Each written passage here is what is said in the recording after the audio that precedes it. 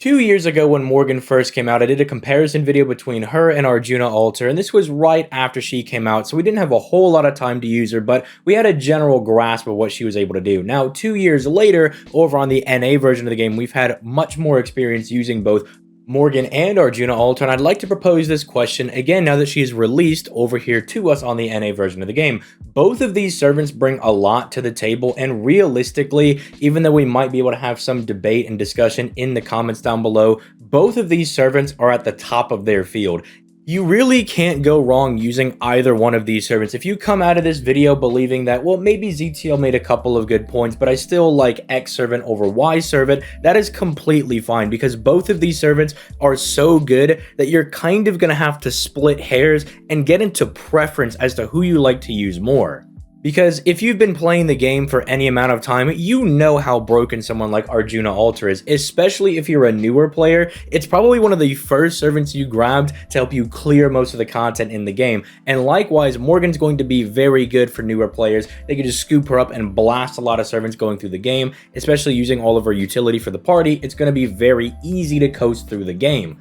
But you guys know me, I like to compare and contrast different servants in the game, I like to see how good they are versus one another, and I like putting people into little tier boxes. Even though it might make some people upset sometimes, I still like to do it. What can I say? I like organizing and doing all that fun stuff. So that's what we're going to talk about in today's video. Strap in, get yourself comfortable. Make sure to leave a like on the video and you subscribe to the channel for more content like this. And let's go ahead and start diving right into this. In the background, I should have some contrasting gameplay going back and forth, showing like Morgan farming, showing Arjuna Alter farming, then showing them in more difficult scenarios. I know that I can't show everything in like a 10 to 12 minute video, but just kind of use that as a small case study, if you will.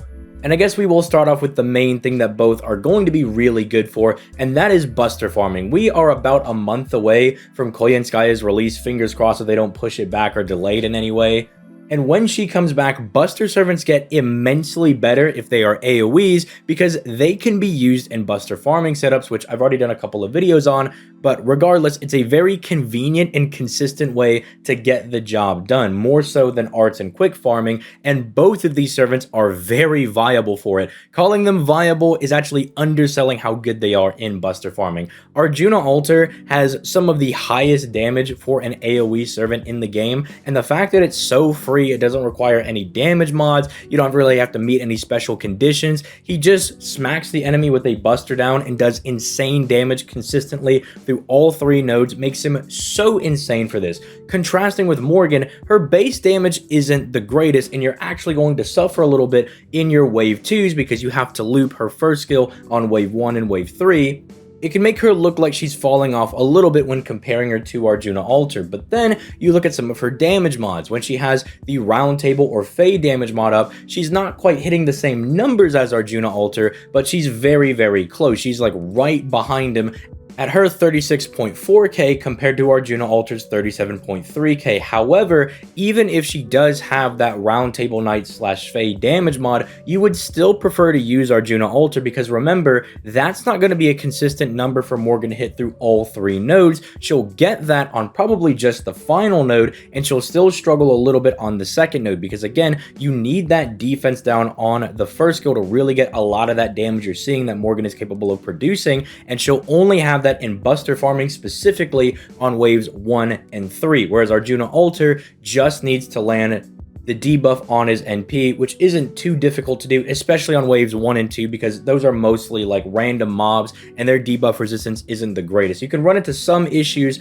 on, say, the third node, but even then, it's trying to get past usually a magic resistance of like 20% at most. It's generally going to land. And even if you don't believe that's going to land, since you're going to be using Plug Suit with your Buster farmers, and you really need to guarantee that there's at least a debuff present for that first skill, you can use the stun on the Plug Suit to guarantee that there's at least a debuff. Won't hit the same number because it's not a Buster down and a debuff, but it's still at least a debuff to give you some damage. So even with just the round table slash fade, you're not going to use her over Arjuna Alter unless you're exactly me and you just like to use your cute waifus. But it's when Morgan has the man attribute that I think this actually becomes a contest between the two, because the man attribute is not only really good for the third node like the round table and Fae thing, but it's also going to be really good for all 3 nodes, because a lot of the people that have the man attribute is not just relegated to servants. A lot of common enemies you'll see and farming nodes also have this,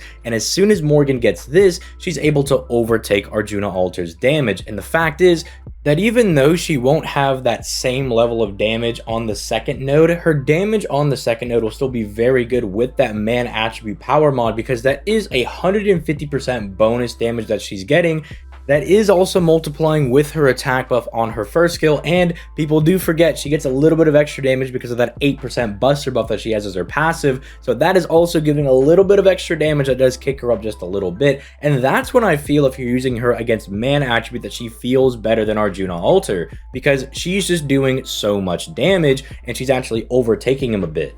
And the fact is, man is a very, very common power mod that you will be seeing. There is not like a non-zero amount of servants that are on this, and a lot of them, save for what?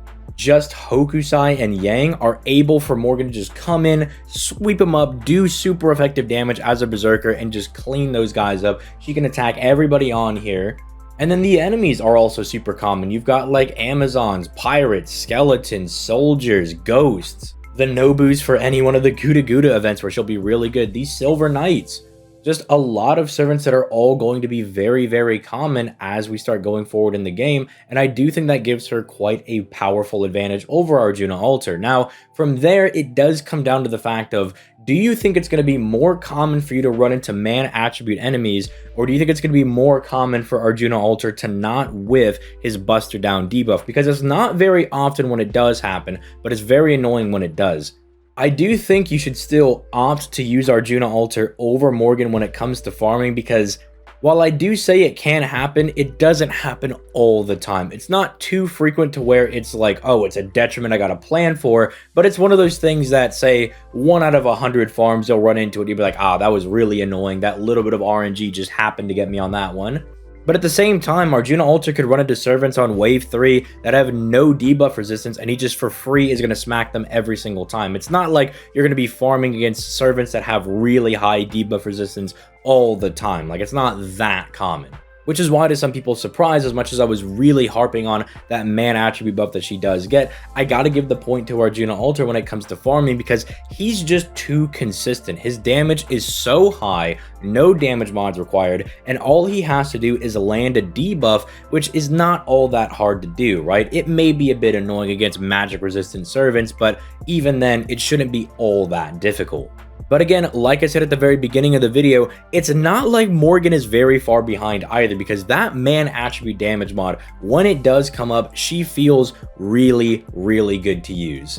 I would try to give Morgan more points for the fact that she has a 50% battery, which is more convenient for Morgan's buster farming, but unfortunately, we also have Oberon, who makes the 30% farming meta also very viable. And so it doesn't really affect Arjuna Alter all that much. I mean, I guess the most annoying thing is that if you still want to use like a 50% event CE, you gotta level up his append skill, which, ooh, you're gonna level up Arjuna Alter's append skill, a servant you're gonna use very, very frequently. Woe is me, I'm leveling up a servant's extra skills that I'm going to use anyway. It's only gonna be a net positive. It's not like you have to level up Benkei's append skill. You know what I'm saying? It's not a detriment to go out of your way to do something like that. I guess the most annoying thing is that if you only have him NP1, you are going to have to bond him up a little bit to get those coins to unlock that append skill. But again, if you're using Arjuna Alter a lot anyway, you're probably going to get that bond done rather quickly.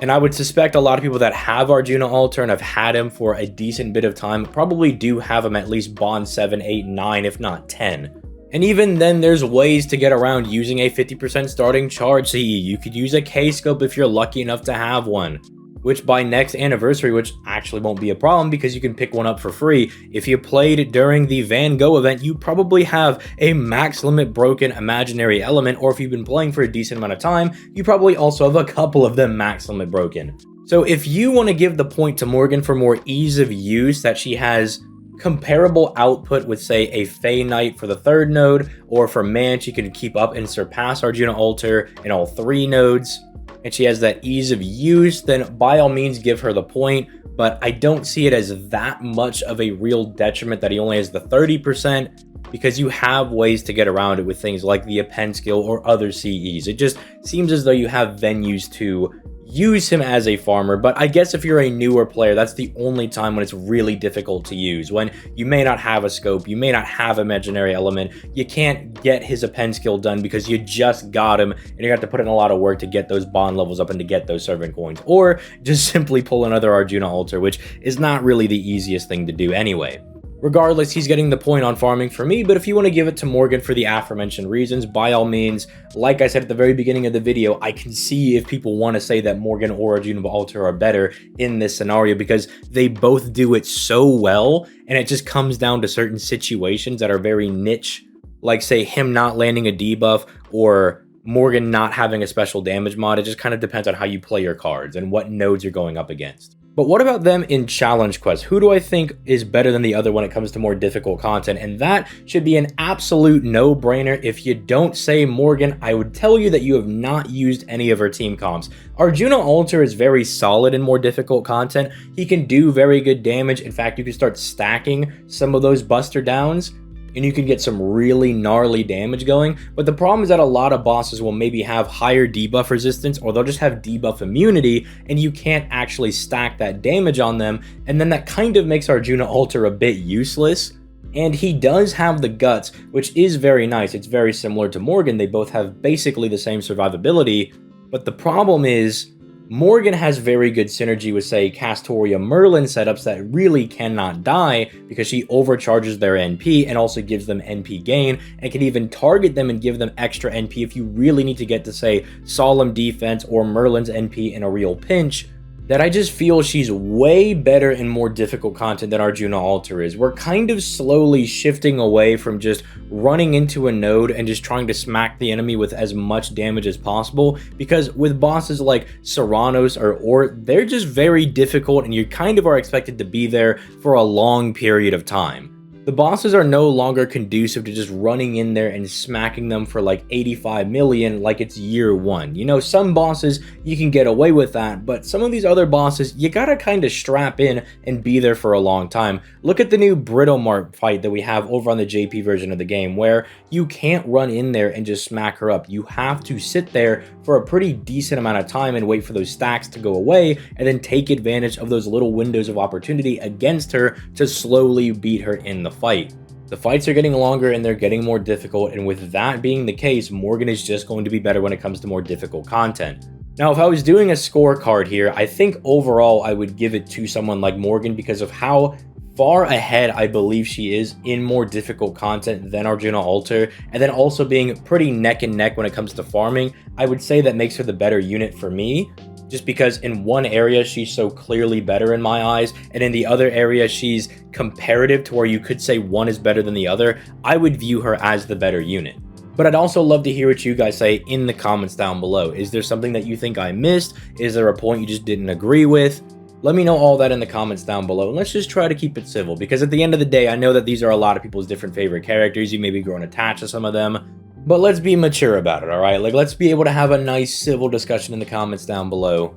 And if there's another one of these videos that you would like to see me go ahead and put out, let me know in the comments down below as well, because I love doing these discussion videos, because I love talking about this game. I wouldn't be making daily content on it and uploading for the past like 2 years if I didn't have some enjoyment from this game. But with that being said, make sure you leave a like on the video and you subscribe to the channel for that daily FGO content. Also, I got some links down in the description down below if you want to see me play the game live. I've got a Patreon and stuff down there if you want to peep that and support the channel. Discord if you just want to say hi to me, or I pop into VC and you want to chat about FGO or really anything else. I play quite a few other mobile games like Arknights, and I'm trying to play Star Rail. Let's see if I don't get absolutely obliterated by Silverwolf, and then we'll see if I'm actually going to be playing that game. But yeah, all sorts of fun stuff in the description down below. But I will catch you guys in the next video, and I'm out. Peace, late guys.